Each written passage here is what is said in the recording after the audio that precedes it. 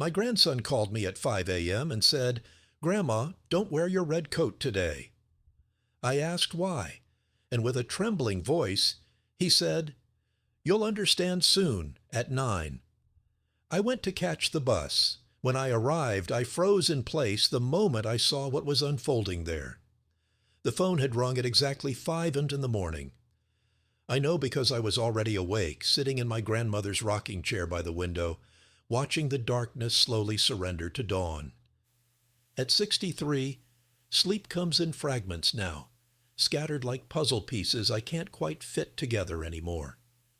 The farmhouse creaked around me, those familiar sounds of old wood settling that I'd known my entire life.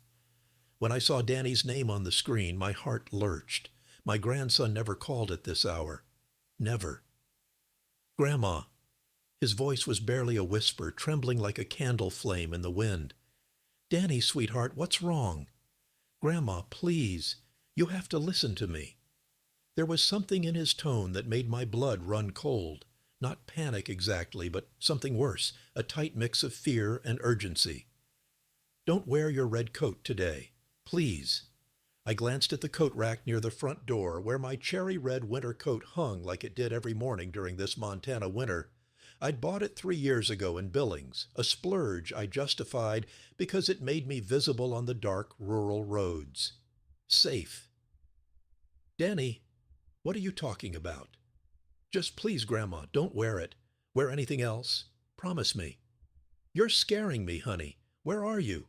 Are you all right?" "I can't explain right now. You'll understand soon. Just promise me. Please." The line went dead. I sat there, the phone cooling against my ear, staring at that red coat. The house felt different suddenly, as if something had shifted in the walls themselves. Outside, the first birds began their morning songs, oblivious to the dread creeping through my chest. I didn't wear the red coat. Instead, I pulled on my old brown jacket, the one with the worn elbows that I usually saved for working in the barn. Something in Danny's voice had reached deep into my grandmother's instinct, that ancient knowing that told me to trust him without question. At 9 o'clock, I walked down our long gravel driveway toward the county road where the bus stopped. I'd been taking the same bus into town every Tuesday and Friday for the past 5 years. Ever since my husband Frank passed and I'd sold our second car, the routine was comforting. Bus at 9:15, grocery shopping, lunch at Betty's Diner, home by 3. But today there was no bus. Instead, there were police cars, 4 of them, their lights painting the gray morning in urgent reds and blues. Yellow tape stretched across the bus stop shelter, that simple 3-sided structure where I'd waited countless times, reading my book or watching the wheat fields roll away toward the horizon. Sheriff Tom Brennan saw me approaching and immediately stepped forward, his hand raised. "Mrs. Alexia Foster, you need to stay back, please." "Tom, what happened? I need to catch the bus." "There won't be a bus this morning, Alexia." His face was grave, the lines around his eyes deeper than I remembered. We'd gone to high school together 45 years ago. "There's been an incident." "What kind of incident?" He hesitated, glancing back at the crime scene investigators moving around the shelter. "A body was found here this morning, about 6 o'clock. The world tilted slightly. "A body? Who?" "We haven't identified her yet, but Alexia—" He paused, his eyes searching mine. "She was wearing a red coat, cherry red, just like yours." My knees went weak. Tom caught my elbow, steadying me. "Are you all right? You've gone pale." "I need to sit down." He guided me to his patrol car and helped me into the passenger seat. Through the windshield, I could see them photographing something near the shelter, a shape covered with a white tarp. "Tom," my voice shook. "Danny called me this morning, at 5. He told me not to wear my red coat today." The sheriff's expression changed instantly, shifting from concerned neighbor to focused lawman. "Your grandson called you? What exactly did he say?" I repeated the conversation word for word. Tom pulled out his notebook, writing quickly. "Where is Danny now?" "I don't know. He didn't say. He sounded terrified."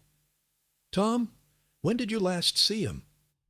Sunday dinner, 3 days ago. He seemed fine then. Normal. But even as I said it, I wondered if that was true.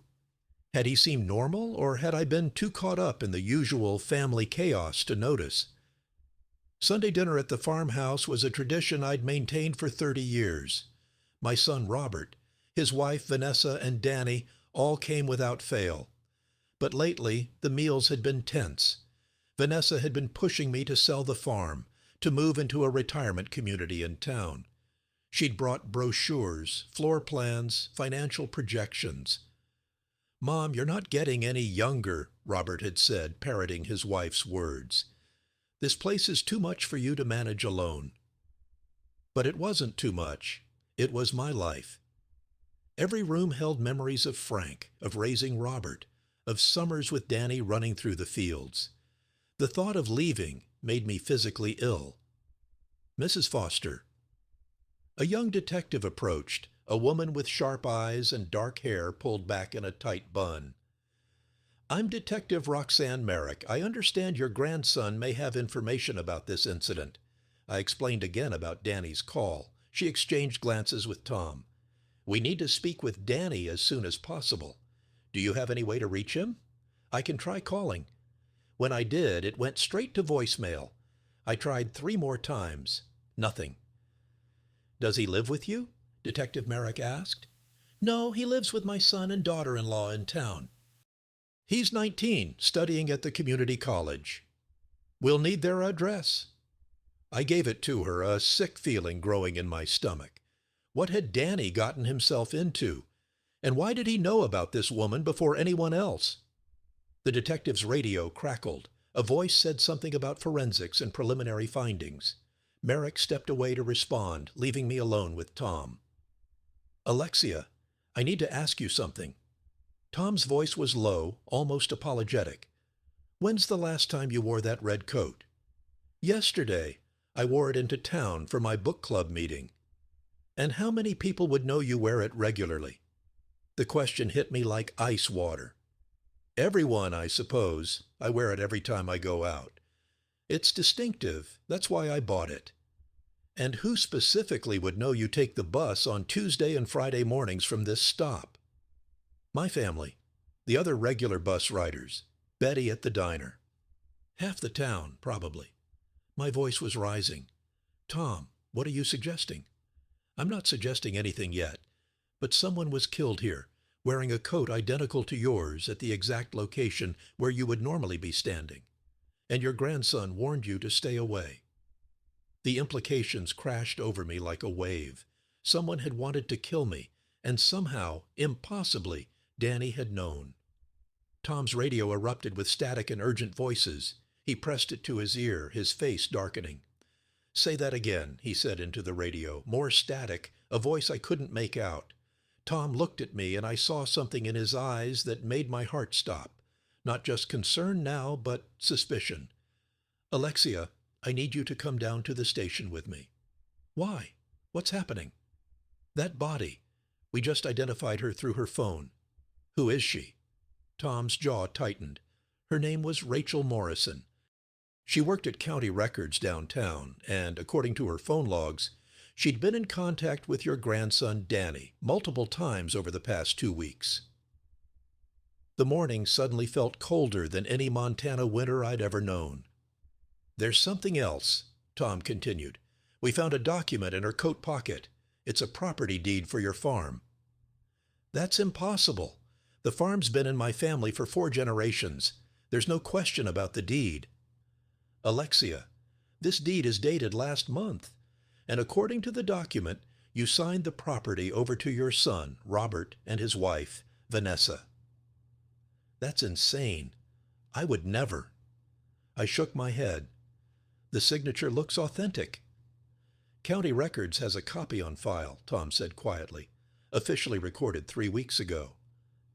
The world spun. I gripped the car door handle to steady myself. "I didn't sign anything." "Tom, you have to believe me. I would never give up this farm." But even as I said it, doubt crept in. Had I signed something without realizing? Vanessa was always putting papers in front of me during dinner, asking me to sign updates to insurance policies, tax documents, medical forms. She worked in real estate. She handled paperwork for a living. Had she tricked me into signing away my own home? "We'll sort this out," Tom said, but his voice lacked conviction. "Right now, I need you to come with me. We need to take your statement, and we need to find Danny." As I stood to follow him, I caught movement from the corner of my eye. A car was parked about 50 yards down the road, partially hidden by a stand of cottonwoods, a dark blue sedan. The engine was running. I could see the exhaust in the cold air, and behind the wheel, watching us, was my daughter-in-law, Vanessa. Our eyes met across the distance. She didn't wave, didn't smile, just stared at me with an expression I'd never seen before, cold, calculating, almost triumphant. Then she put the car in gear and drove away. "Tom," I said quietly, "I think I know who might have answers about that deed, but I don't think you're going to like what we find." The sheriff's station smelled like burnt coffee and old paperwork. I'd been there twice before, once when Frank reported our tractor stolen 30 years ago, and once to renew my carry permit for the shotgun I kept in the barn for coyotes. Never as a witness. Never connected to a murder. Tom settled me in an interview room with pale green walls and a mirror I knew was one-way glass. Detective Merrick sat across from me, a recording device between us. "Mrs. Foster, I need you to walk me through everything again. Every detail about Danny's call." I repeated it all, but this time I forced myself to remember more. The background noise on Danny's call. There had been something. Traffic, maybe, or was it wind? "No," I said slowly. "It was water, running water, like a creek or river. He wasn't calling from home." I looked up.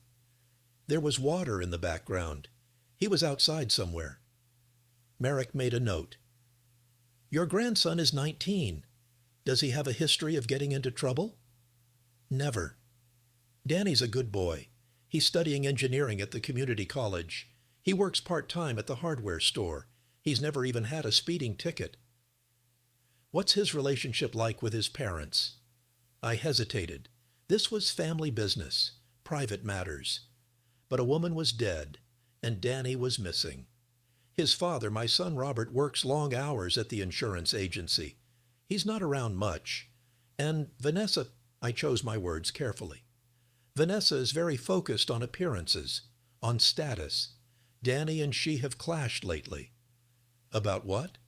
About me, about the farm. Vanessa wants me to sell it, move into assisted living. Danny thinks I should keep it. They've argued about it at Sunday dinners. Merrick leaned forward. "Mrs. Foster, I need to ask you directly. Do you believe your daughter-in-law could be involved in forging that property deed?" Before I could answer, the door opened. Tom stepped in, his expression grim. "Alexia, your son is here. He's demanding to see you." "Robert," I exhaled. "Let him in." "He brought a lawyer." "A lawyer?" "Alexia, they're saying you shouldn't answer any more questions without legal representation of your own." My stomach dropped. Why would I need a lawyer? I'm the victim here. Tom and Merrick exchanged glances. Merrick spoke carefully. "Mrs. Foster, there are some complications. The forged deed, if it is forged, shows your signature. Rachel Morrison, the victim, worked in county records and had access to official documents. And your grandson, who warned you about the murder, has fled." "What are you saying?" "I'm saying that some people might interpret this as you being involved in a scheme that went wrong. That maybe you and Danny and Rachel Morrison were working together and something happened." The accusation hit me like a physical blow. That's ridiculous. Why would I forge a deed to give away my own property? "Unless you weren't really giving it away," Merrick said quietly. "Unless this was part of a plan to frame someone else. Your daughter-in-law, perhaps." "No, absolutely not. I would never." The door opened again and Robert burst in, a thin man in an expensive suit trailing behind him. "Mom, don't say another word." My son looked disheveled, his normally neat hair uncombed, his tie loose. This is Peter Mitchell. He's a criminal defense attorney. We're leaving now. Robert, I don't need a defense attorney. I haven't done anything wrong. Mother, a woman is dead. The police think Danny might be involved. And Vanessa just told me about some property deed nonsense. We need to protect ourselves. Protect ourselves from what? Peter Mitchell stepped forward smoothly. Mrs. Foster, I strongly advise you not to answer any more questions without counsel present. Sheriff? Detective? We're done here, unless you're charging my client with something. Tom looked uncomfortable. Alexia is free to go, he said, but we will need to speak with her again. As Mitchell ushered me out, Merrick caught my eye. She was watching me with an expression I couldn't read, suspicion, curiosity, or something else. In the parking lot, Robert grabbed my arm. Mom, what have you gotten yourself into? Me? Robert, I haven't gotten into anything. Someone tried to kill me this morning. That woman died because she was wearing a coat like mine. That's insane. Who would want to kill you? I looked at him directly. Did you know about that property deed? The one that supposedly transfers the farm to you and Vanessa? His face went pale. What? No? What deed? The one filed at county records 3 weeks ago with my signature on it, giving you and your wife my farm. That's impossible. He stopped, his expression changing. Vanessa. Oh, Vanessa what? She's been after me for months to convince you to sell. She says the farm is sitting on prime development land, that we could make millions if we subdivided it. I told her no. Told her you'd never agree. But she kept pushing. He ran his hand through his hair. You don't think she would actually forge something? Your wife was watching the crime scene this morning, Robert.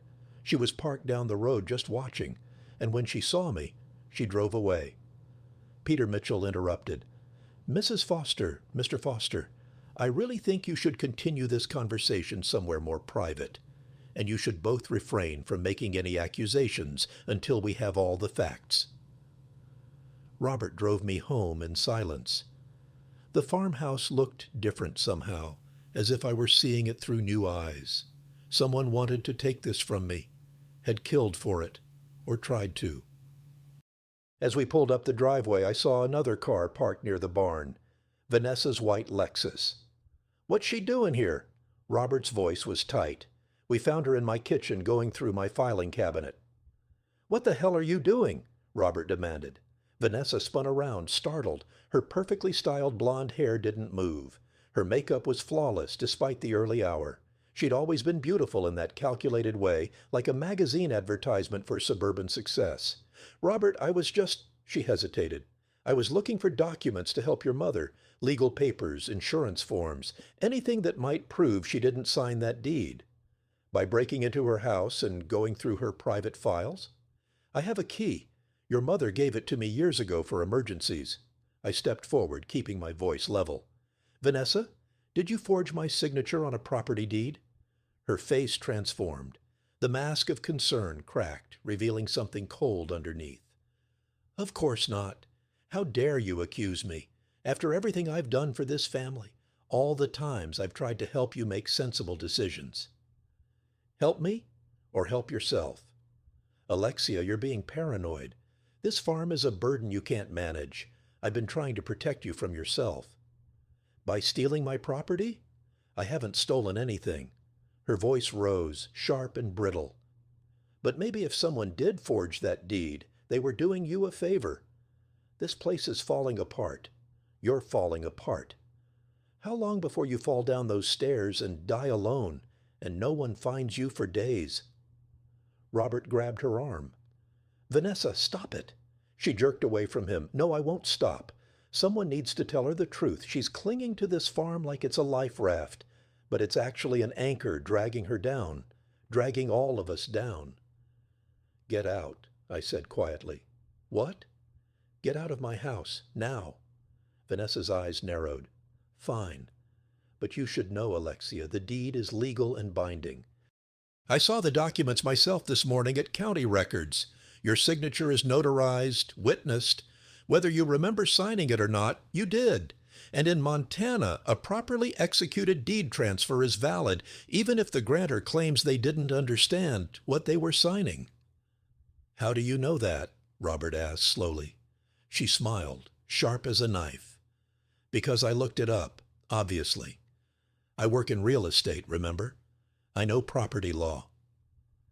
After she left, Robert sank into a chair at the kitchen table, his head in his hands. I'm sorry, Mom. I didn't know. I swear I didn't know. I believed him. Robert had always been weak, easily led, but not malicious. His father used to joke that Robert was born without a backbone, that he bent whichever way the wind blew hardest. We need to find Danny, I said. The police are looking for him. That's what I'm afraid of. Robert, Danny called to warn me. He saved my life. But now he's running, which means he's afraid of something. Or someone. My phone buzzed. A text from an unknown number. Grandma, I'm sorry. I didn't know it would go this far. Meet me at the old mill at midnight. Come alone. They're watching you. I showed Robert. His face went even paler. You can't go. It could be a trap. It's Danny. You don't know that. It could be anyone. But I did know because the text ended with something only Danny and I would understand. Remember the strawberry summer? The summer Danny was 7, we'd planted strawberries together, an entire patch behind the barn. We'd eaten so many that first harvest that we both got sick. It became our private joke, our code for trust me. I'm going, I said. Then I'm coming with you. No, the message said come alone. Mom, please, Robert, for once in your life, trust me to handle something. My voice was harder than I intended. Your wife is involved in something criminal. Your son is in danger, and someone tried to kill me this morning. I don't have the luxury of being careful anymore. He left reluctantly, making me promise to call him the moment I got back. After his taillights disappeared down the driveway, I sat in the growing darkness, thinking.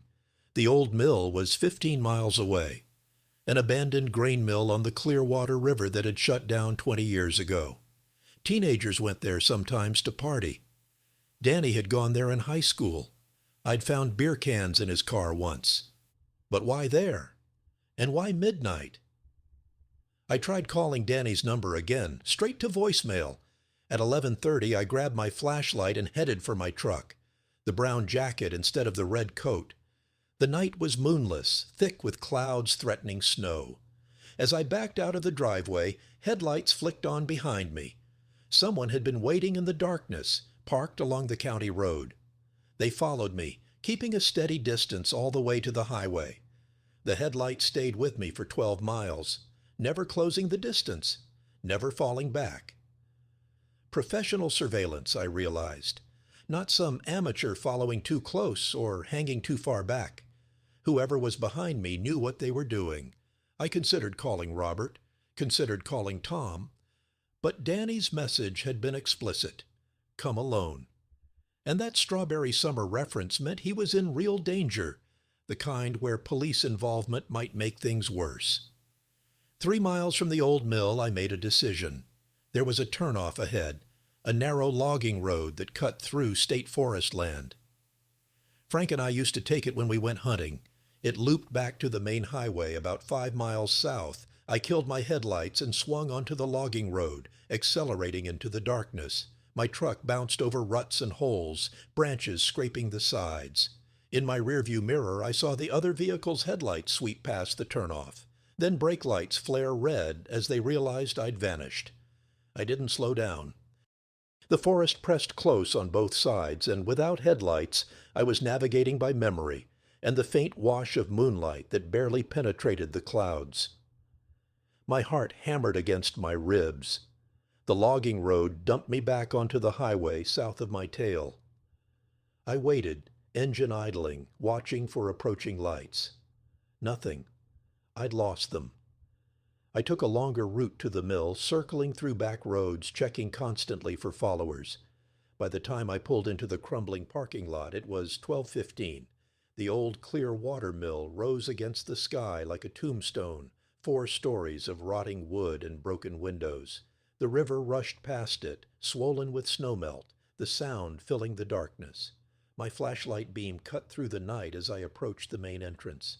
"Danny," I called softly. No answer, just the river and wind moving through empty spaces. I stepped inside. The floor was covered with debris, broken glass, old equipment, graffiti on every wall. My flashlight found stairs leading up, and I climbed carefully, testing each step. On the second floor, I found him.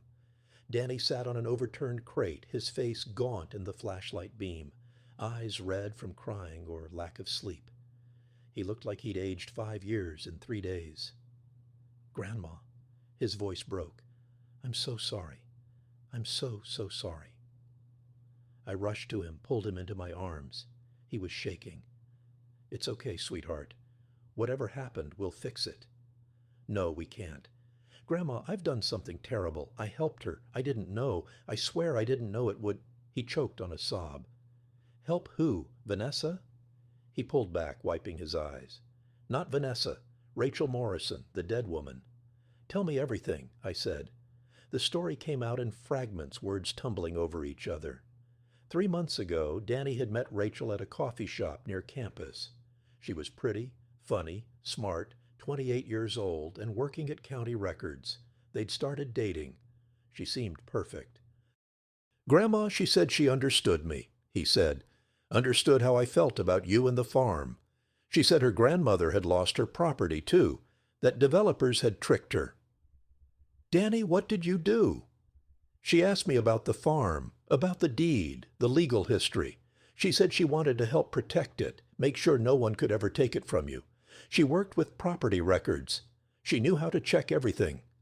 My blood ran cold. "You gave her access to the farm documents." I thought I was helping. "She said she could flag the deed, put protections on it. But—" His voice dropped to a whisper. "Last week I saw her meeting with Vanessa at a restaurant downtown. I followed them. Grandma, I watched them talk for 2 hours.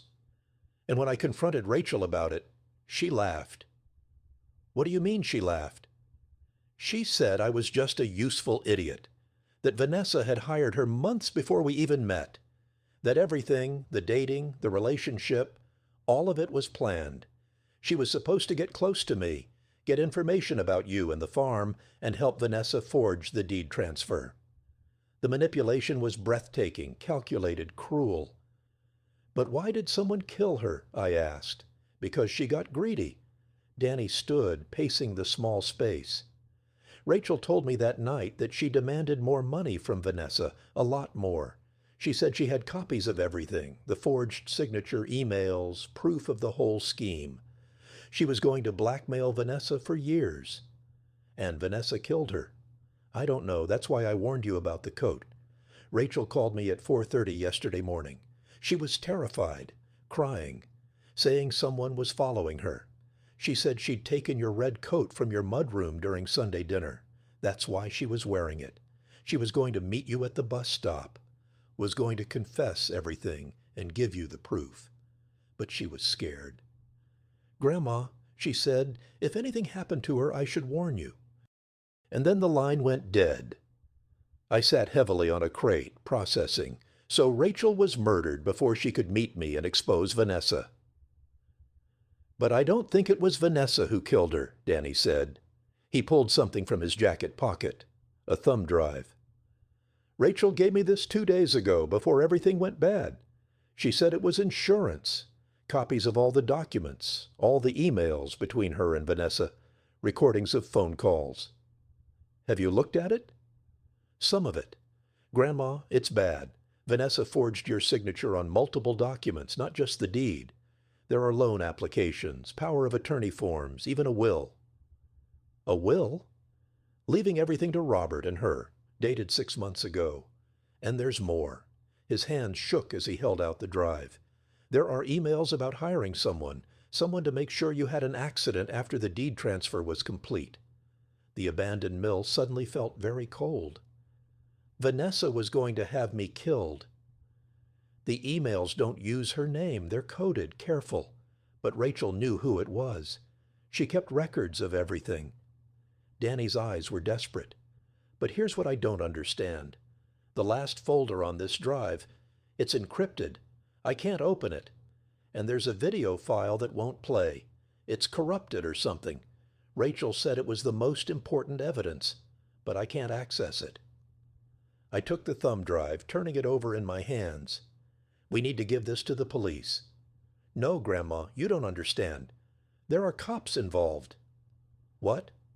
In the emails, Rachel mentions paying off someone in the sheriff's department, someone who helped file the fake deed, who made sure it looked legitimate. We don't know who. It could be anyone. Tom's face flashed through my mind. My old high school friend. But no, not Tom. He couldn't be. There's something else, Danny said. This morning, after Rachel was killed, I went to her apartment. The door was open. The place was trashed. Someone had searched it, torn it apart, and I found this. He handed me a folded piece of paper. It was a photocopy of a bank statement, Vanessa's bank statement. 2 weeks ago, she withdrew $50,000 in cash. Blood money, I whispered. Payment for Rachel, or payment for whoever killed her. Maybe both. Danny grabbed my shoulders. Grandma, we have to run, both of us. Take this evidence and disappear until we can figure out who to trust. I'm not running from my own home. Then you're going to die. Don't you understand? Vanessa has already killed once. She won't stop until you're dead. And that farm is hers. Footsteps echoed from below, heavy boots on the wooden floor. We froze. Danny killed his flashlight, and I did the same. In the sudden darkness, I heard multiple sets of feet, at least 3 people. Mrs. Foster, a voice called out, not Tom's voice, someone younger. We know you're in here. We just want to talk. Danny pulled me toward the back of the floor, toward a door I hadn't noticed. We slipped through into what looked like an old office. Windows overlooked the river 30 feet below. There's a fire escape, Danny whispered. On the other side. But before we could move, the office door opened. A man stood silhouetted against the dim light from the main room. He wore a deputy's uniform. Mrs. Foster, please. We really do just want to talk. I'm Deputy Marcus Hall. Sheriff Brennan sent me to find you. Stay back, I said, my voice steadier than I felt. Ma'am, your son reported you missing. We've been searching for hours. You're not in trouble. We just need to make sure you're safe. If that's true, why did you bring backup? Why are you sneaking around an abandoned building at night? Hall's expression shifted in the darkness. I couldn't read it clearly, but something changed in his posture, because a woman's voice said from behind him, we needed to make sure you came alone. Vanessa stepped into view. She looked different. Her hair was pulled back severely. Her makeup was minimal. She wore dark clothing, practical boots. This wasn't the polished real estate agent who sat at my Sunday dinner table. This was someone else entirely. Hello, Alexia, she said pleasantly. I believe my stepson has something that belongs to me. Deputy Hall moved aside, and I saw he had his hand on his weapon, not drawn, but ready. Danny stepped in front of me. Get away from her. Danny, Danny, Danny. Vanessa shook her head sadly. You really should have stayed out of this. Rachel said you were sweet but stupid. I'm beginning to think she was right. You killed her, I said. Of course not. I would never do something so messy myself. Her smile was terrible. That's what hired help is for. Unfortunately, Rachel's death was necessary. She got ambitious, thought she could play in the big leagues. She couldn't. And you're going to kill us too. Kill you, Alexia? Why would I do that? You're going to sign over your farm to us tonight. Willingly?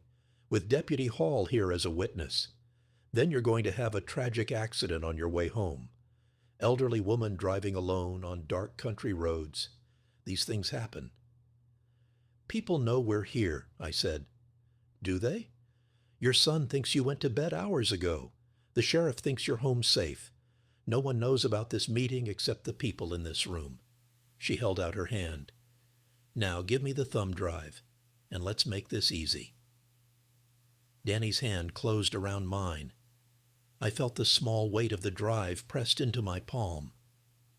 And I realized something.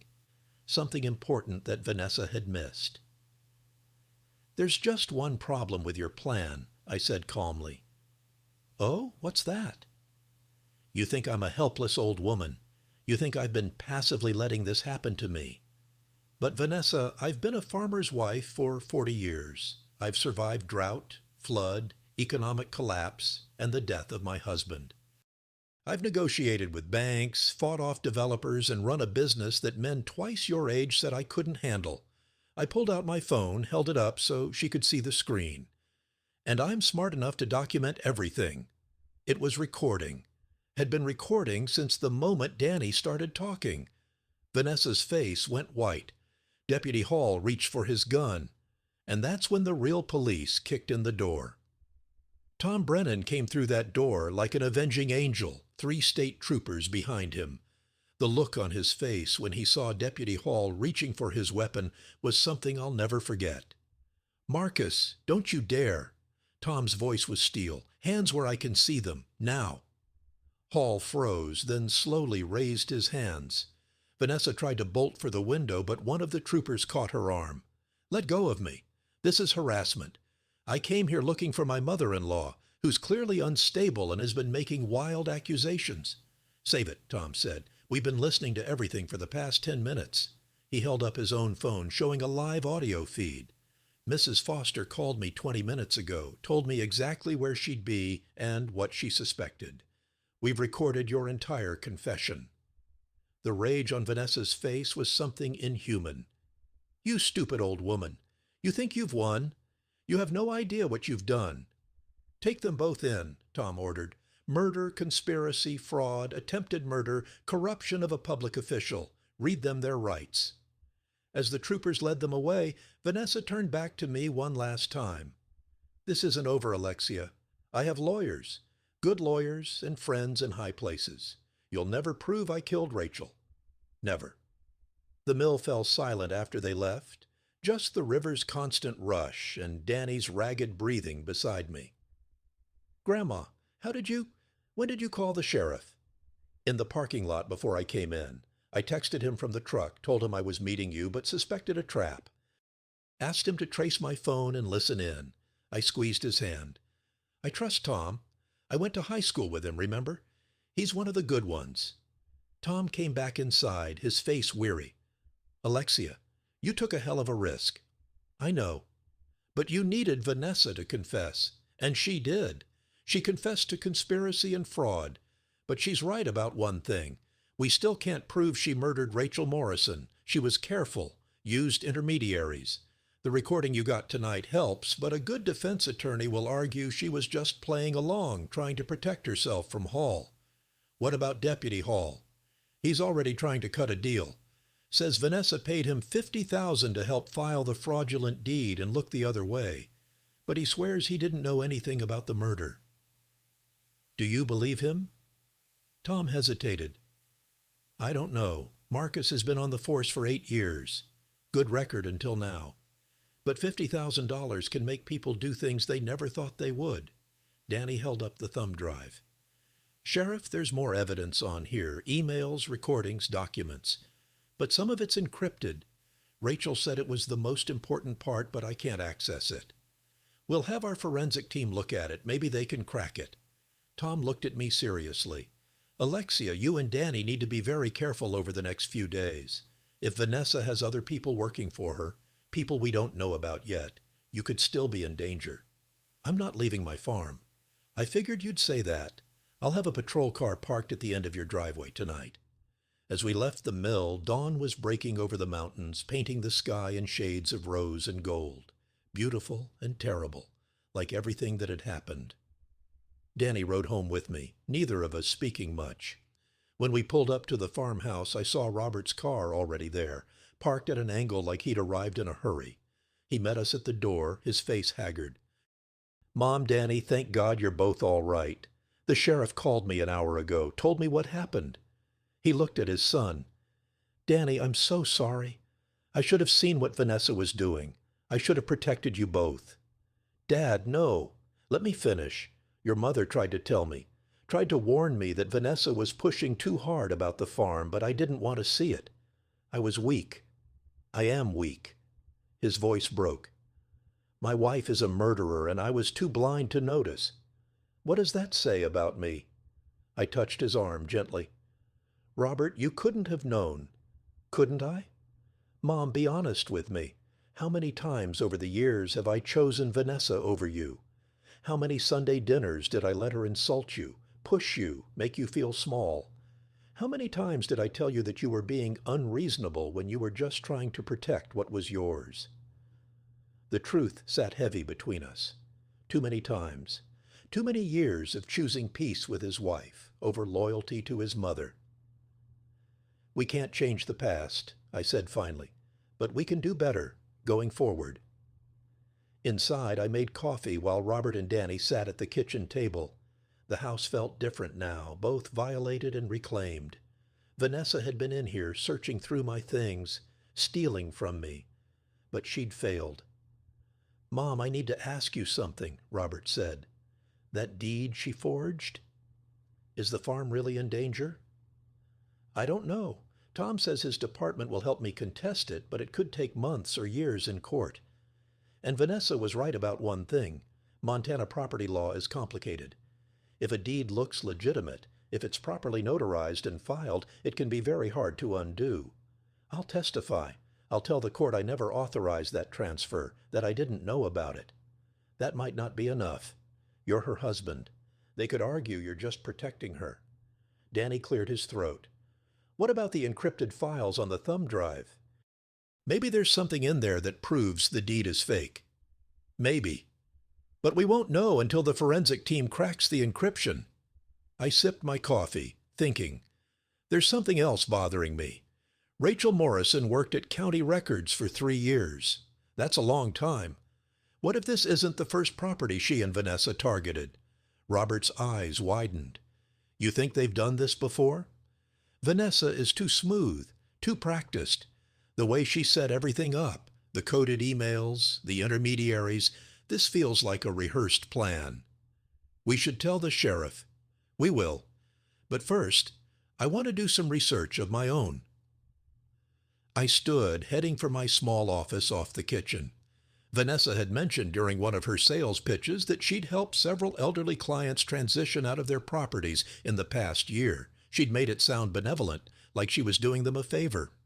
I pulled out the file where I'd kept all of Vanessa's brochures and documents. Her real estate company was called Summit Properties, and according to her business card, she'd been the top seller for 3 years running. "Danny, can you search for property transfers in this county over the past 2 years? Focus on farms and large parcels sold by elderly owners." He pulled out his laptop, fingers flying over the keys. "Grandma, do you really think? I think Vanessa is smarter and more dangerous than any of us realized. And I think Rachel Morrison wasn't her first accomplice." 20 minutes later, Danny had a list. 11 properties, he said. All farms or ranches. All sold within the past 18 months. All originally owned by people over 65. "Now, cross-reference that with obituaries," I said quietly. The silence that followed was thick with dread. Danny's face went pale as he read the screen. "Grandma, 4 of those people died within 6 months of selling their property. 2 car accidents, 1 fall at home, 1 heart attack." Robert stood abruptly, his chair scraping the floor. No, that's too many. That can't be coincidence." "It's not." My voice was calm, but inside I was shaking. "Vanessa's been doing this for years. Target elderly property owners, forge documents, or manipulate them into signing. Wait a few months, then arrange accidents." "We have to tell Tom now." But before we could move, my phone rang. Unknown number. "Hello?" "Mrs. Foster," a woman's voice, unfamiliar. "My name is Jennifer Tate. I'm an attorney with the firm of Morrison, Westfield, and Chase. I represent Vanessa Foster." My stomach dropped. That was fast. "What do you want?" "I'm calling to inform you that my client is being released on bail this morning. She maintains her complete innocence in all charges and will be vigorously defending herself. She confessed. We have recordings. You have recordings of a frightened woman trying to placate what she believed to be a corrupt police officer. Context matters, Mrs. Foster. Now, I'm calling as a courtesy to inform you that we will be filing a civil suit against you for defamation, emotional distress, and false imprisonment. We're seeking damages in the amount of $5 million. That's absurd. Is it? You've publicly accused my client of murder, conspiracy, and fraud. You've damaged her reputation, her business, and her emotional well-being. Unless you're prepared to retract all accusations and issue a public apology, we will proceed with the suit. I'll do no such thing. Then you leave us no choice. You'll be served with papers within 24 hours. She paused, then added, and Mrs. Foster, I should mention that we've also filed for a competency hearing. Given your age and recent erratic behavior, we believe a court-appointed guardian should evaluate whether you're capable of managing your own affairs. The line went dead. I stood there, the phone cooling against my ear, understanding the full scope of what Vanessa had planned. She wasn't just trying to steal my property. She was trying to have me declared incompetent, unable to manage my own life. Mom? Robert's voice seemed distant. What did they say? They're coming after me. Not just criminal defense for Vanessa, but a civil suit and a competency hearing. I met his eyes. If they succeed with the competency claim, the court could appoint Vanessa, or someone she controls, as my guardian. And then she controls everything. Your property, your money, your health care decisions, everything, Danny finished. The weight of it pressed down on me. I'd thought we'd won at the mill. I'd thought recording Vanessa's confession would be enough. But I'd underestimated her again. She had resources, lawyers, plans within plans. When's the hearing? Robert asked. She didn't say, but with lawyers like Morrison, Westfield, and Chase, they can probably expedite it. We might have less than a week. We'll fight it. We'll get you the best lawyer. With what money, Robert? I have some savings, but not enough to fight a firm like that. They'll bury us in motions and delays and legal fees until I can't afford to fight anymore. The front door opened. Tom Brennan walked in without knocking, his face grave. Alexia, we have a problem. Another one. Of course we do, I said. What now? The forensic team tried to access that thumb drive, the encrypted files. They're protected by military-grade encryption. It could take months to crack, maybe longer. What about the files Danny could access? The emails and recordings? Good evidence, but circumstantial. Vanessa's lawyers are already claiming she was being blackmailed by Rachel, that all those emails were sent under duress. Without the encrypted files, we don't have enough to guarantee a conviction on the murder charge. So she might walk. Worse than that? The judge just set her bail at $200,000. Her lawyer posted it an hour ago. Vanessa's out. Danny moved to the window, looking out at the driveway. She could come here? I've got a restraining order in place, Tom said. She's not allowed within 500 yards of this property. But Alexia, you need to understand something. If we can't crack that encryption, if we can't prove she was involved in Rachel's murder, the best we can hope for is fraud charges. Maybe 3 to 5 years. She'd be out in 2 with good behavior. And the farm? The deed issue is civil court, separate from the criminal case. That could drag on for years. In the meantime, technically, according to that recorded document, the property belongs to Robert and Vanessa jointly. Robert shook his head violently. I'll sign it back. I'll refuse any claim. It's not that simple. Vanessa owns half. She could force a partition sale, make the court order the property sold, and the proceeds divided. You'd lose the farm either way. I walked to the window, looking out at the land I'd lived on my entire life. The barn, where Frank taught Danny to ride. The strawberry patch now buried under winter snow. The fields that had fed us through good years and bad. There has to be something in those encrypted files, I said. Something Rachel thought was important enough to hide behind military-grade encryption. Something that Vanessa is afraid of. We're working on it, Tom said. But I can't make promises. After he left, the 3 of us sat in silence. Outside, the patrol car Tom had promised pulled up, parking at the end of the driveway. Protection or a reminder that we were prisoners in our own home. My phone buzzed.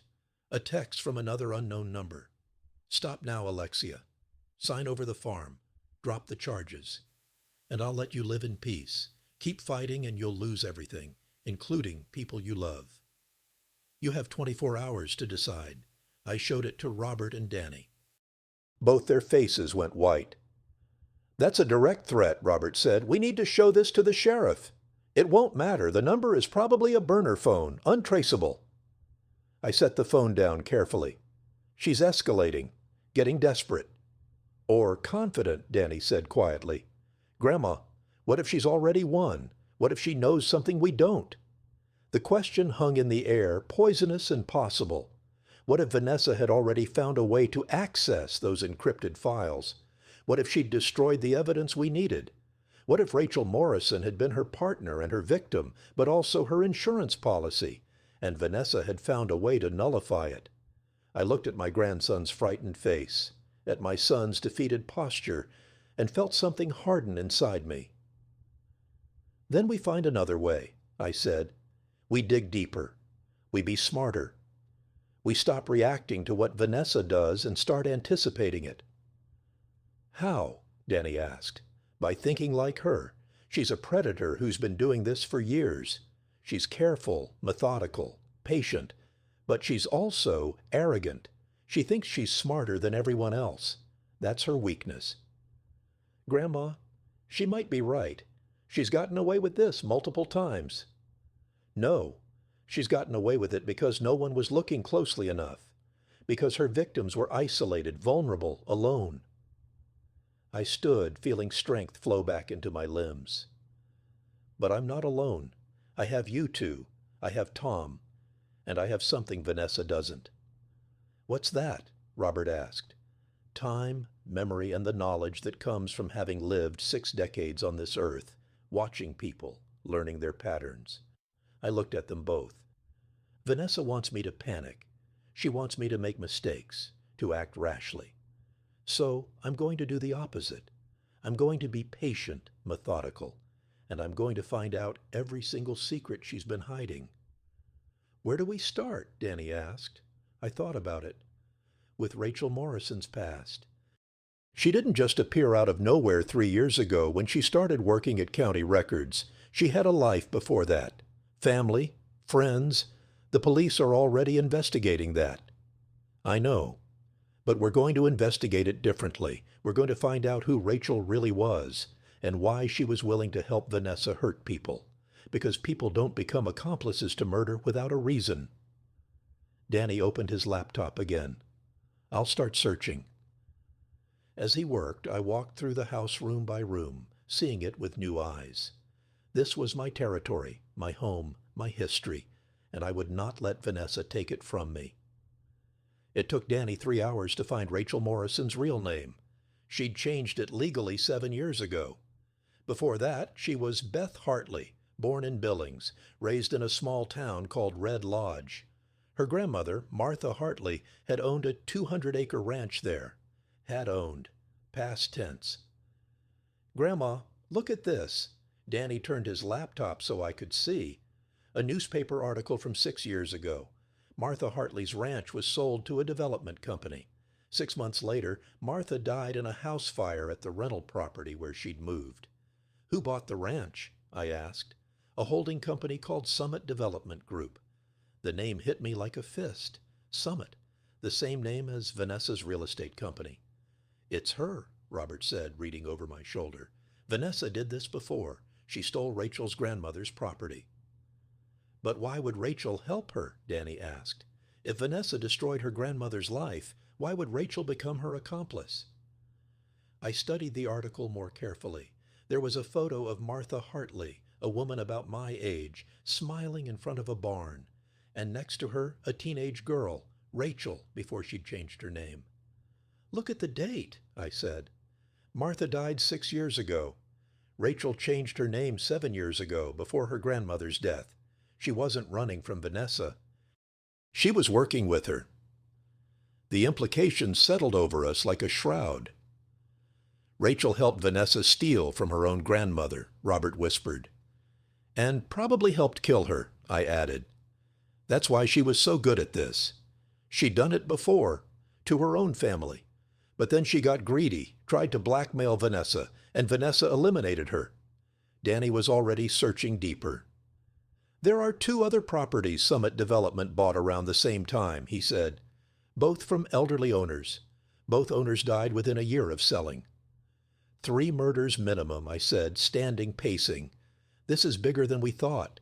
Vanessa's been running this scheme for at least 6 years. We need to tell Tom, Robert said, reaching for his phone. Wait, I grabbed his wrist. If we tell Tom now, he files a report, starts an official investigation. That could take months.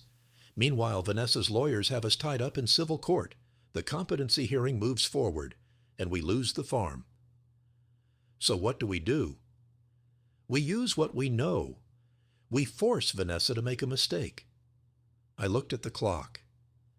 6 hours had passed since the text message threatening us. 18 hours left on her ultimatum. Danny, can you access Summit Development's corporate records? Maybe. They should be public filings, but I'll need time. We don't have time. Can you do it or not? His fingers were already flying across the keyboard. I can try. While he worked, I called Tom. Alexia, are you all right? I'm fine. Tom, I need a favor. The competency hearing Vanessa's lawyers filed. When is it scheduled? Tomorrow afternoon, 2 p.m. They expedited it, claimed you were a danger to yourself and others. 24 hours. Less time than I thought. Who's the judge? Harold Winters. I knew that name. Judge Winters had ruled on property disputes in this county for 15 years. Tough, but fair. I'd met him once at a charity auction years ago. Can you get me a meeting with him before the hearing? Alexia, that's highly irregular. His clerk would never... Tom, please, I'm not asking you to influence him. I just need 10 minutes to present some information that's relevant to the case. He was silent for a long moment. What kind of information? The kind that proves Vanessa Foster has been systematically defrauding and murdering elderly property owners for at least 6 years. The kind that shows this competency hearing is just another tool in her arsenal. Do you have proof? I will by tomorrow morning. Will you help me? Another pause. I'll make a call. No promises. Danny looked up from his laptop, his face pale. Grandma, I got into the Summit Development records. You need to see this. The screen showed a web of shell companies and holding corporations, all leading back to one name, Vanessa Marie Foster. But there was another name buried in the paperwork, listed as a silent partner. Peter Mitchell, I read aloud, the lawyer Robert had brought to the police station. Oh no, Robert breathed. Mitchell is working with her. He was never my lawyer. He was hers. He was there to observe, I said, understanding flooding through me. To see how much we knew, what evidence we had, and then he reported back to Vanessa. Danny clicked through more documents. There's more. His law firm is listed as the legal representative for all of Summit Development's property acquisitions.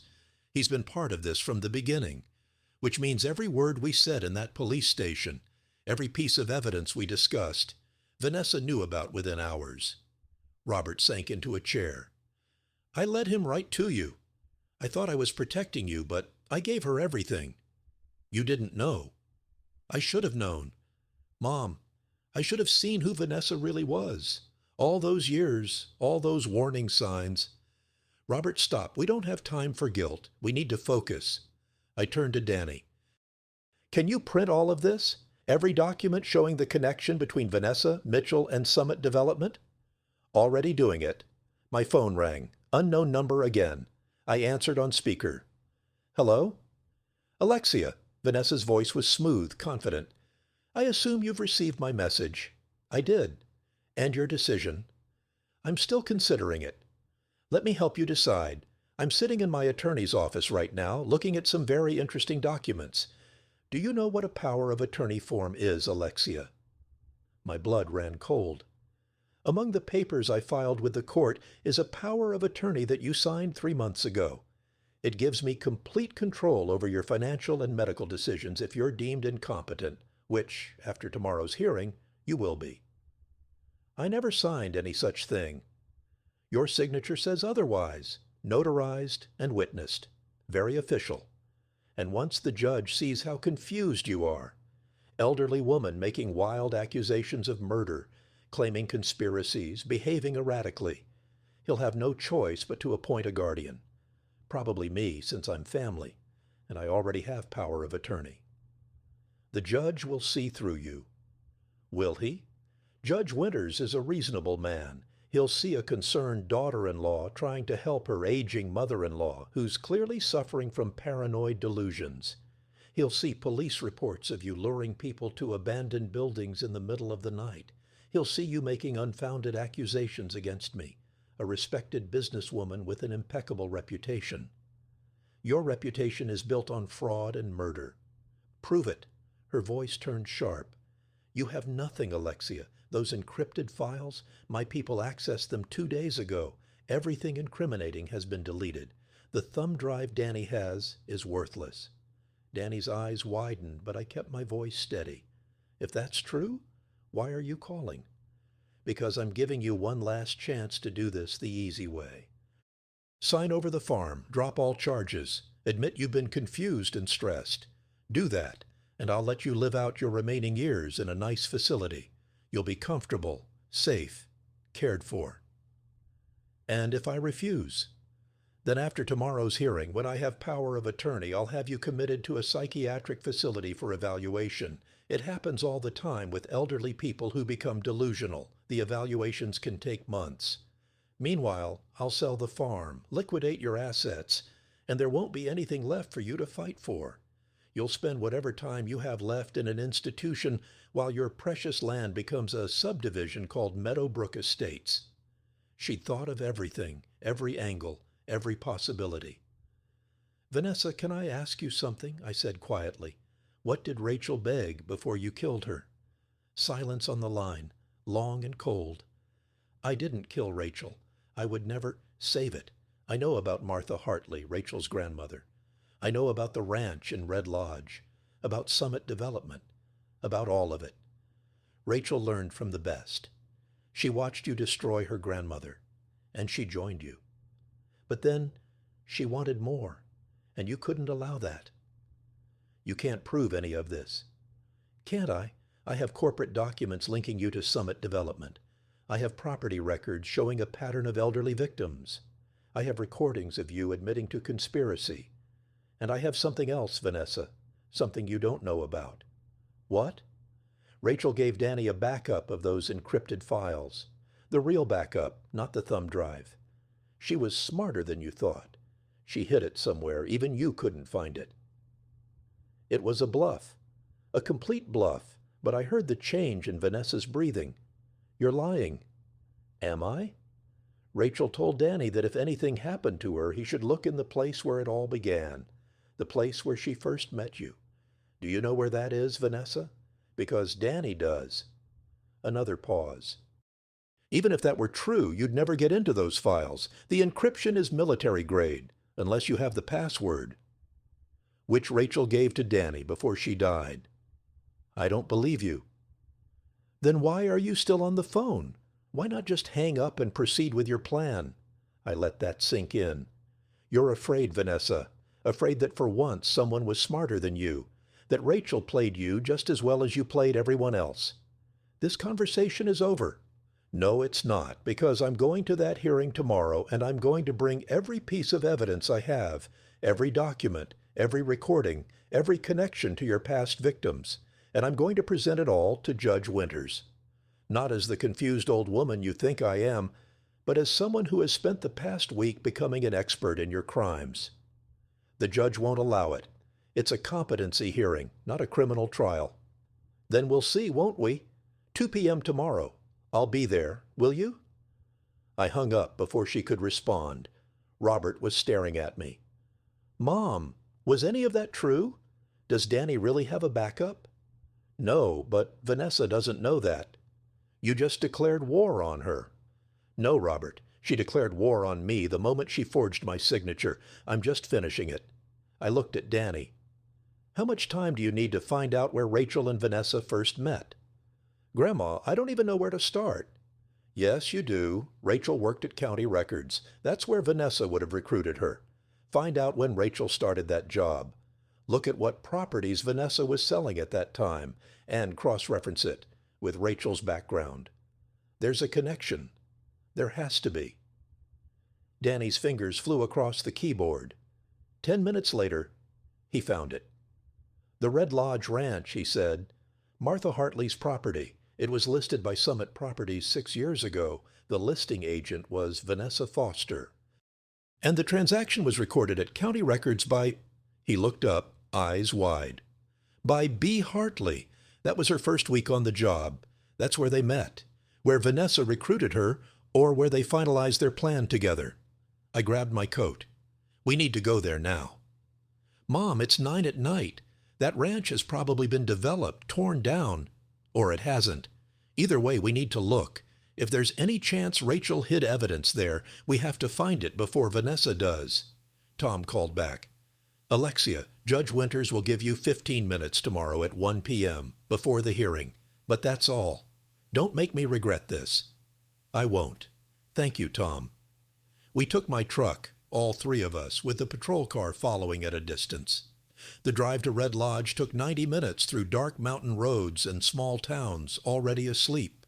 The ranch was still there, not developed, not torn down, just abandoned.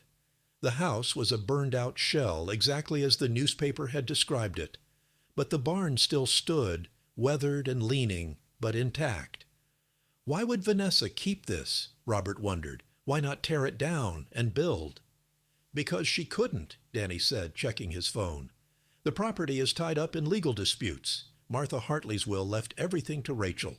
But Rachel disclaimed the inheritance. Then Martha's other relatives contested it. It's been in probate court for 6 years. So no one could touch it, I said, which means if Rachel hid something here, it's been safe all this time. We approached the barn carefully. The doors hung open, creaking in the wind. Inside, it smelled of old hay and decay. My flashlight beam cut through the darkness, finding empty stalls, broken equipment, shadows. Where would she hide it? Danny asked. I thought about Rachel Morrison, a young woman who'd helped destroy her own grandmother, who'd learned to be ruthless and calculating. Somewhere personal, I said. Somewhere that meant something. Danny, you said Rachel and her grandmother were close before the betrayal. According to the articles, yes. Martha raised Rachel after her parents died. I moved deeper into the barn, searching. There, in the back corner, a horse stall with a name carved into the wood. Starlight. That was Rachel's horse, Danny said, checking his phone. There's a photo in one of the articles. Rachel riding a gray mare named Starlight. I knelt down, running my hands along the stall boards. One was loose. Behind it, wrapped in waterproof plastic, was a small metal box. Inside the box was another thumb drive and a handwritten note. If you're reading this, I'm probably dead. Vanessa Foster killed my grandmother and made me help her. I've been collecting evidence ever since, waiting for the right moment. This drive contains everything. Unedited recordings, original documents, proof of every crime. The password is Starlight 1997. Use it to stop her. 1997, Danny whispered. The year Rachel was born. We had it, real evidence, unencrypted, or at least accessible. Everything we needed. And then we heard the sound of cars approaching, multiple cars, fast. They followed us, Robert said, looking out the barn door. Vanessa must have had someone watching us. 3 vehicles pulled up outside, their headlights blinding. Doors opened, figures emerged. Vanessa stood in the center, flanked by Peter Mitchell and 2 men I didn't recognize. Large men, not lawyers. Alexia, her voice echoed in the night. You're trespassing on private property. That's illegal. Whatever you found in there belongs to the estate. This estate belongs to Rachel Morrison, I called back, and she left instructions. Rachel is dead. I'm the executor of her estate now. Hand over whatever you found. I don't think so. Mitchell stepped forward. Mrs. Foster, we can have you arrested right now. Sheriff Brennan's patrol car is gone. We sent them on a false emergency call 20 miles from here. You're alone. You're outnumbered. And you're holding stolen property." I looked at the metal box in my hands, at the thumb drive that could end Vanessa's empire, and I smiled. "You're right about one thing, Mr. Mitchell. Sheriff Brennan's patrol car is gone. But you're wrong about me being alone." I pulled out my phone and hit send on the video. "I've been streaming live for the past 10 minutes, I said calmly. "Streaming directly to Tom's phone, to the state police, and to 3 local news stations. I've been broadcasting everything. Every word you've said, every threat you've made. And now thousands of people are watching you, Vanessa. Watching you admit to being executor of Rachel's estate. An estate you shouldn't have any connection to if you're innocent. Watching you threaten us on this property.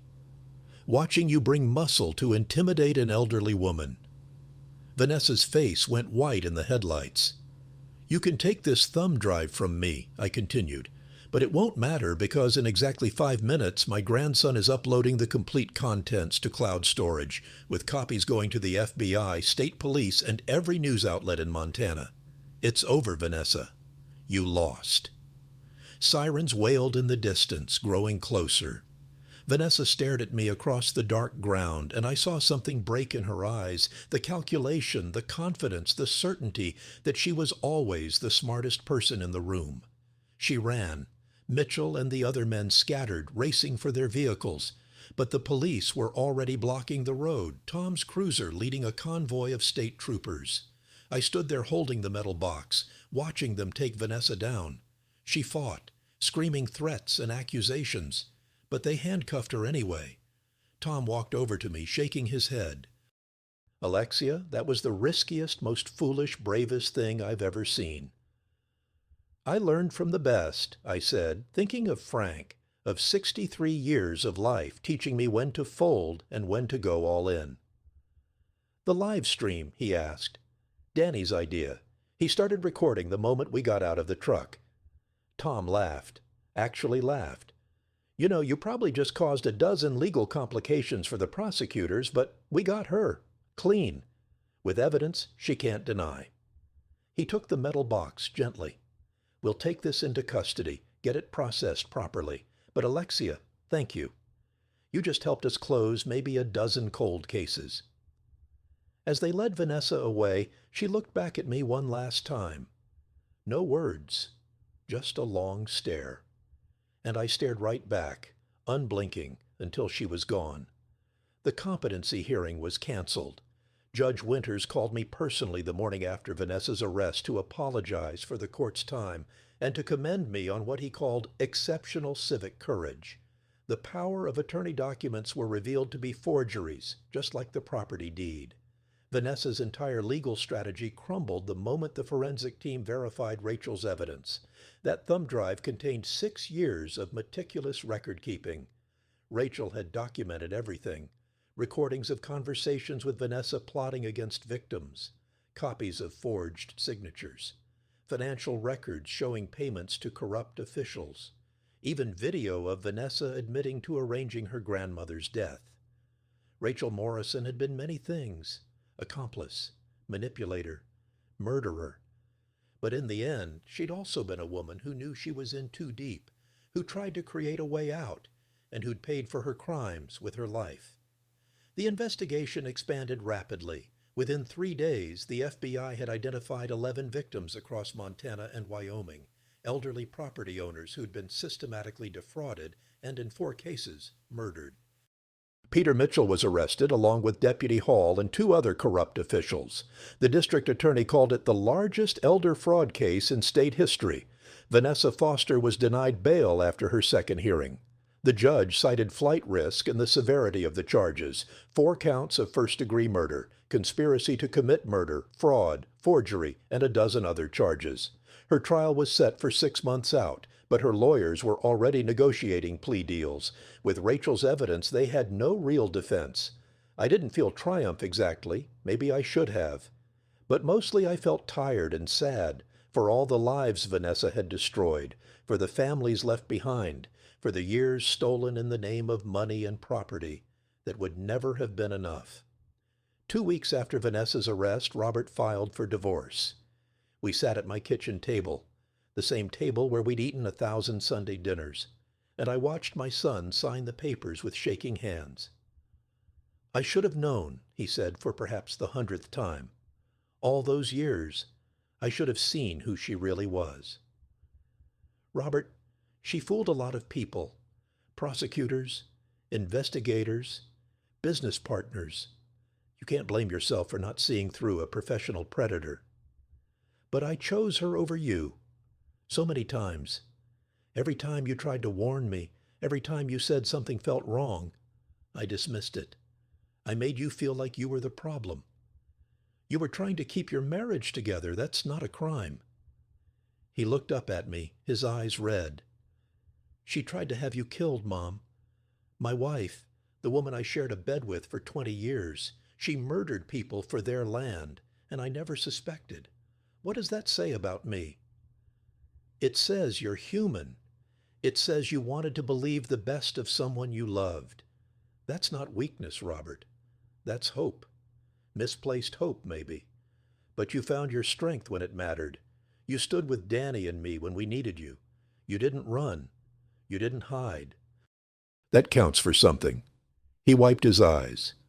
"I want to make it up to you, however long it takes."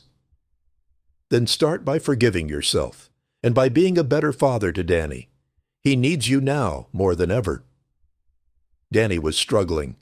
The revelation that Rachel had been using him, that their entire relationship had been a manipulation, had hit him hard. He'd taken a semester off from college, was seeing a therapist twice a week, and was slowly learning to trust again. He spent most of his time at the farm with me. We worked together in the barn, repaired fences, planned for spring planting. He didn't talk much about Rachel, but sometimes I'd catch him staring at nothing, lost in thoughts he couldn't share. One afternoon in early March, as we were cleaning out the storage shed, he finally opened up. "Grandma, do you think I'm stupid?" "What? Of course not. Why would you ask that?" "Because I fell for it. All of it. Rachel told me she loved me, and I believed her. She said she wanted to help you, and I gave her everything she needed to destroy you. I was just a tool, a useful idiot." I set down the rake I'd been holding and sat beside him on an old hay bale. "Danny, you're 19 years old. You believed someone you cared about was telling you the truth. That's not stupidity. That's innocence. And there's nothing wrong with innocence." "But I should have seen the signs." Rachel was trained by Vanessa, who'd been perfecting this con for years. She knew exactly how to manipulate people, how to gain trust, how to exploit emotions. Even experienced investigators fell for it. You're not weak for being fooled by a professional manipulator.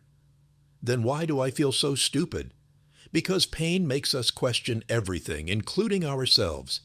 But Danny, you also saved my life.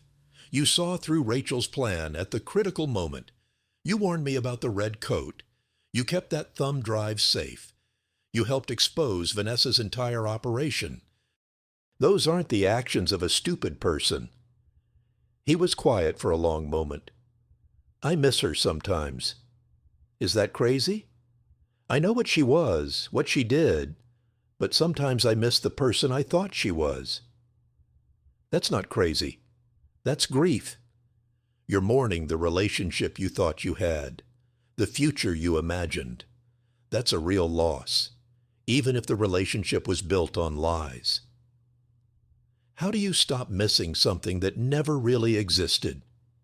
Time, patience, and the knowledge that you deserve something real, someone real. And someday, when you're ready, you'll find that. He leaned against my shoulder, and I held him like I had when he was small, and the world seemed too big and frightening. The legal battle over the farm took another month to resolve. The forged deed was officially nullified. All of Vanessa's fraudulent claims were thrown out. The property remained mine, clear and free, just as it had been for 4 generations. But more than that, the county prosecutor filed liens against all of Vanessa's assets to compensate her victims' families. Her house, her cars, her business.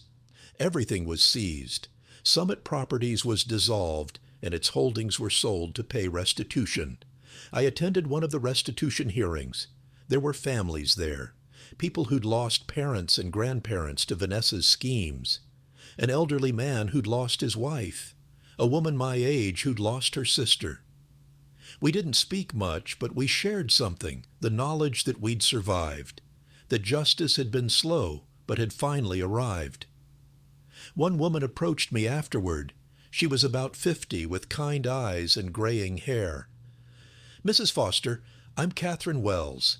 My mother was Martha Hartley, Rachel's aunt." I shook her hand carefully. "I'm so sorry for your loss, both of them." "Thank you. I wanted you to know I'm glad you stopped her. My mother deserved better than what happened to her. And Rachel." Her voice caught. "Rachel was a good kid once, before Vanessa got her hooks in. I think about who Rachel might have become if she'd never met that woman." "Your niece saved my life in the end," I said softly. "The evidence she collected, the backup she created. Without that, Vanessa might still be free." "Rachel always was thorough," Catherine said. "Even when she was doing terrible things, she was methodical about it. Maybe that was her way of trying to maintain some control, some dignity. I don't know. I'll never know." We stood there together, two women who'd lost people to Vanessa's greed, and I felt a connection I couldn't quite name. Survivor's bond, maybe, or just the understanding that comes from shared pain. Spring came to Montana with the usual dramatic flair. Snow one day, sunshine the next. The land slowly waking from its winter sleep.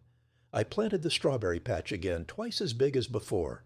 Danny helped me, and we didn't talk about that summer when he was 7. We didn't need to. The work itself was the conversation. Robert came for Sunday dinners again, just him now, no Vanessa. The meals were quieter, simpler, but more honest.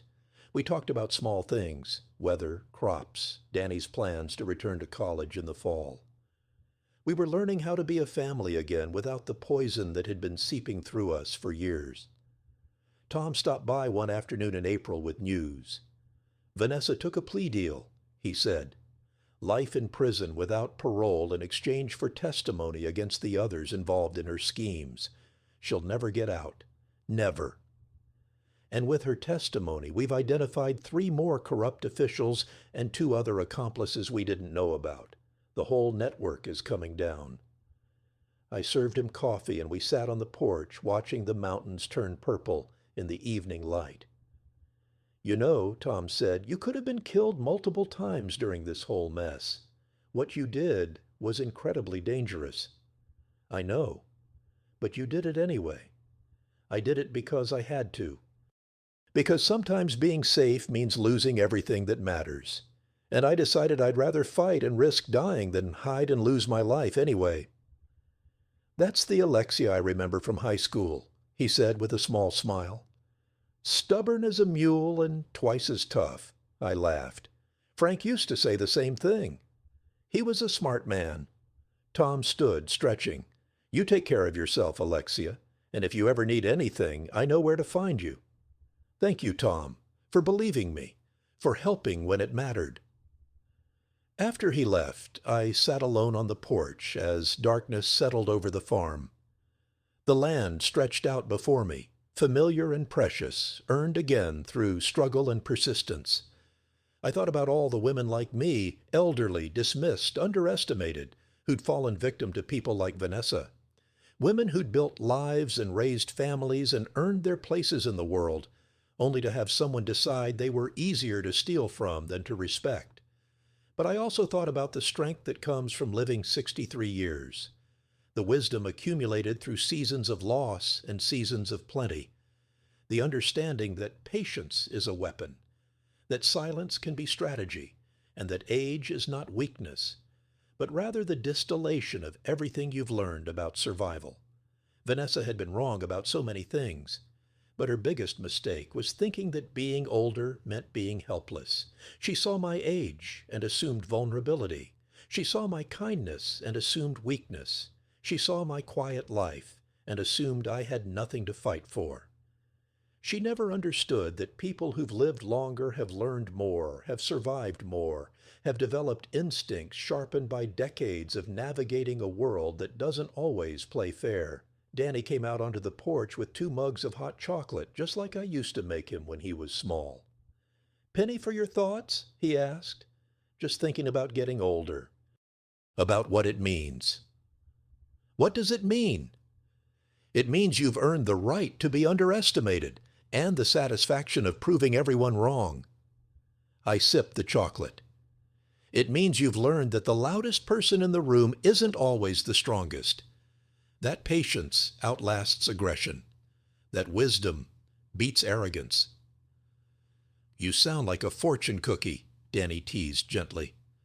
"I sound like someone who just spent 3 weeks outsmarting a woman half her age who thought she was the smartest person in Montana." He laughed, and the sound was good. Healing. We sat together as stars began to appear, scattered across the darkening sky like seeds waiting to grow. The farm was quiet around us, solid and permanent, a testament to the people who'd worked this land and refused to let it go. In the barn, I'd hung my red coat on a hook. I couldn't bring myself to wear it again, not after what had happened. But I also couldn't throw it away. It was evidence of how close I'd come to losing everything, a reminder that vigilance matters, that trust must be earned, and that sometimes a warning from someone you love is the difference between life and death. Tomorrow I'd start preparing the fields for planting. Robert was coming over to help fix the irrigation system. Danny was going to repaint the barn. We had work to do, the kind of honest labor that builds rather than destroys, that creates rather than steals. And in 6 months, I'd sit in a courtroom and watch Vanessa Foster be sentenced to life in prison. I'd look her in the eye one final time and let her see that I was still standing, still here, still fighting for every day on this land that was mine by right and by resilience.